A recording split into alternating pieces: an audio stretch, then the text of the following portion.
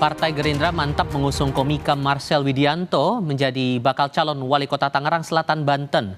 Pengusungan komika Marcel ini disampaikan dalam acara silaturahmi dan konsolidasi kader Partai Gerindra Kota Tangerang Selatan dan diunggah dalam akun Instagram Partai Gerindra dan Marcel Widianto. Dengan penuh semangat, kader yang hadir memberikan dukungan sambil membawa poster bergambar Marcel. Marcel pun mengaku siap maju memenangkan pemilihan wali kota Tangerang Selatan.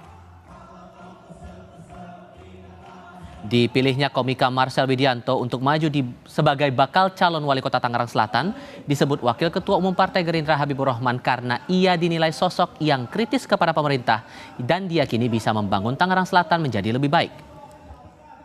Beliau anak muda, cerdas, ya, kemudian punya wawasan yang luas. Jadi kita jangan anggap remeh juga profesi komika. Komika itu selalu adalah orang yang kritis, ya.